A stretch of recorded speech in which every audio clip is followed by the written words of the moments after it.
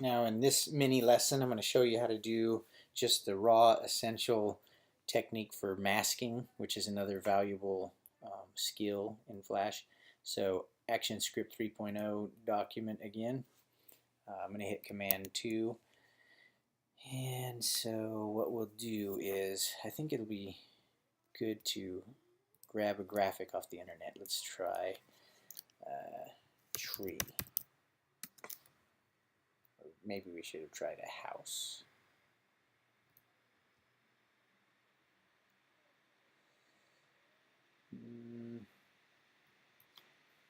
House.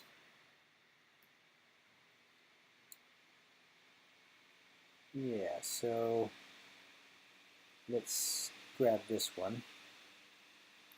House is probably easier because it's more geometric. So I'm going to copy image.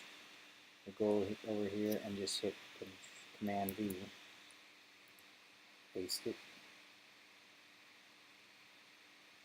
And now it's way bigger than the stage. So I'm going to hit Command K and hit Align to Stage. Align to Stage Match Size. And then Center, Center. So there we go. What happened is when I said Align to Stage Match Size, it sort of disappeared off the screen. It was actually probably down to the lower right.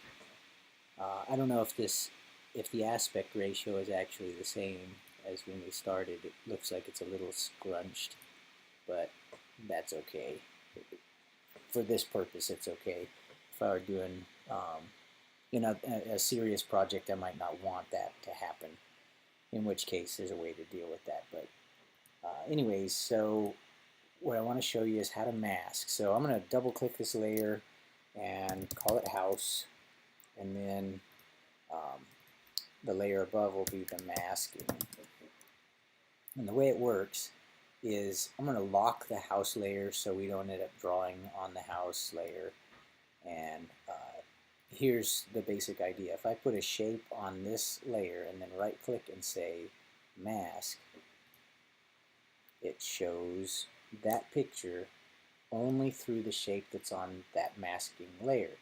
Now they're locked. The only way you can edit it is if you unlock it, and then you see the masking effect disappears. So here's the way I would probably go about this. Position this like so. Click off of it, grab this, put it over there, put this about there. I'm being a little sloppy because this isn't a serious project, but if you hold Command and then grab here, it'll let you break it, like put a segment there. Probably zoom in. I mean, now I'm acting like it's actually important, but for some of you, it could be. I'm going to hold Command and put a pivot point there. Now I hit Command 2 and zoom back out. And let's take a look at this here.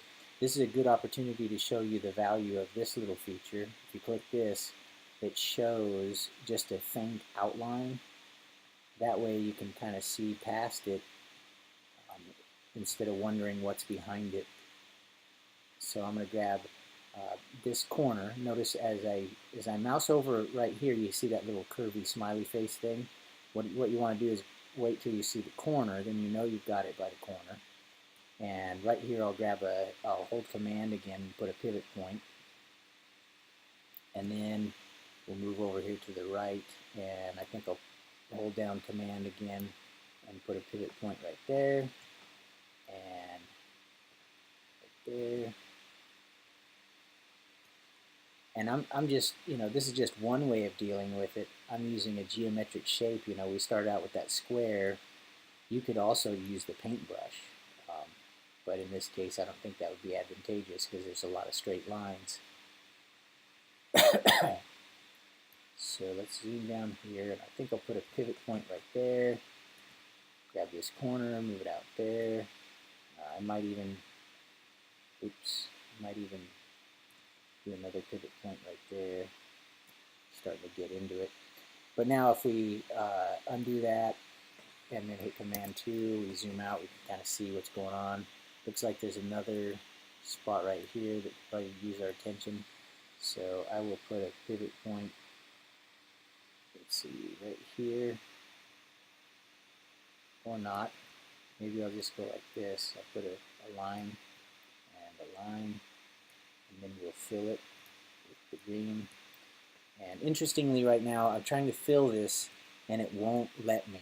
And I know that there's a gap right here because I can kind of see that. It's not real easy to see right now, but there's, I'm going to hold shift and select both of these lines, and I'm going to go back over here and make this really thin, and then you'll see it. There's a gap. And the way Flash works, it won't let you fill if there's going to be a spot where it can spill out into infinity.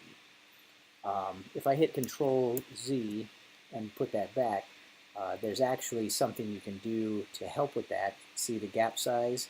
Right now it's telling it not to tolerate any gaps. But if I say close small gaps, it might let me fill. Nope, it considers that a large gap probably, especially because I'm zoomed in. If I zoomed way out, it would actually consider it a smaller gap. So I'm going to probably have to click on a large gap. So there we go. You can, that's good to know.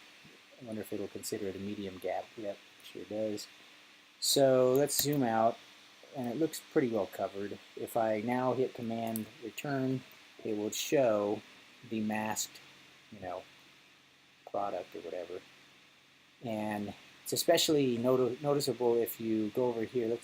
Let's click on the stage. I just clicked over here so that it would give me the stage properties. If I change this to, something like that, then you can really see the background is blue, even though the whole thing is covering up. I guess you can also see it here. If I lock this, you can see a glimpse of what you're going to see out there. So that's masking, and I guess just to reiterate what I was saying before, if you use the paintbrush tool, that's not a very good setting for that.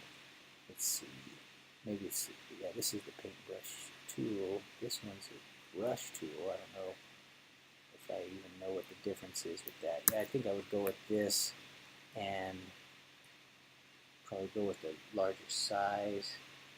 So nice and large there. So you could also have done it this way, and sometimes that's advantageous if it's not such a geometrically straight type thing. And a smart way to go about it is just to do the outlines and then just fill the middle. So we can take a look at it now. But like I said, that with all those straight lines, it's much more advantageous just to deal with the straight geometric stuff. So that's masking, and there's a lot you can do with it. You can mask this house and then convert it to a symbol and then motion tween the house around, if you wanted to show it flying around through the air. You can also animate the mask, like we could have the mask slowly reveal the house. There's just, use your imagination. There's so many cool things you can do with this. I should have saved this as a habit. I keep telling you that, you students, that I want you to save this as a habit, but I haven't been doing it. I guess I'm distracted with doing the screencast, but this is masking. And yeah, I think the first step in doing a project should always be save as.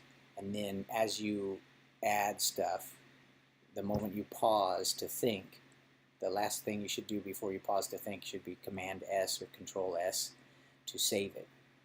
Because I've seen way too many, even my own, projects that have been lost because something crashes, and at times it was devastating. So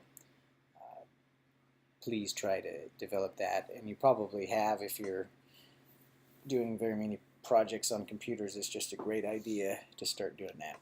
So that's it for masking.